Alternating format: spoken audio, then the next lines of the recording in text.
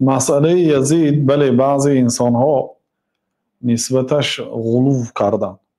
بعضی ها او را کافر گفتند و پدرش را هم حضرت معاویه رضی الله عنه را کافر گفتند، چه خیلی که حضرت ابوبکر و عمر و حضرت عایشه و دیگر ابو هریره و دیگر صحابه های کرام را کافر گفتند.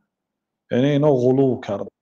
و بعضی انسان ها آمده یزید را حتی پیغمبر هم گفتند، نعوذ بالله، از حد خودش بالا برداشتن. او یک آدم عادی بود، بلکه چه خیلی که سخن امام احمد را نقل کردیم، و یا آدمی که به الله و روز قیامت ایمان دارد باید دوست ندارد.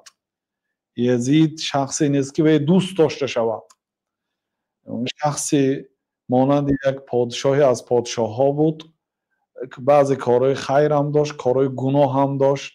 او یگان فضیلت ندارد، صحابه نبود.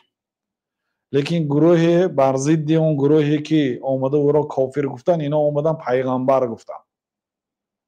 در مجموع الفتاوا در جلد 4 نقل کردن که بعضی آدم ها آمده غلو کردن، او را از درجهش بالا برداشته. هر دو طایفه هم گمراه هستند. در شریعت ما افراط و تفریط نیست.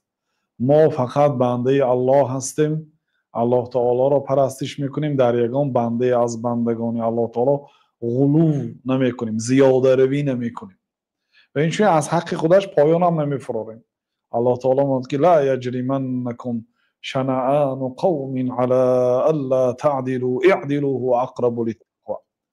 یک آدم اگر بد بینید یا یک جماعت را بد بینید، همین بد دیدن شما به ظلم بردن نرساند.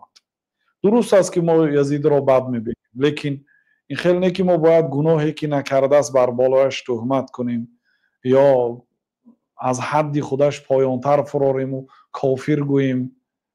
اگرچه بعضی ها گفتند مثال کافر، لیکن من سخن امام ذهبی هست که لا یسب ولا یحب، نه حقارت کرده میشه نه دوست داشته میشه. حوالش به الله است. بله.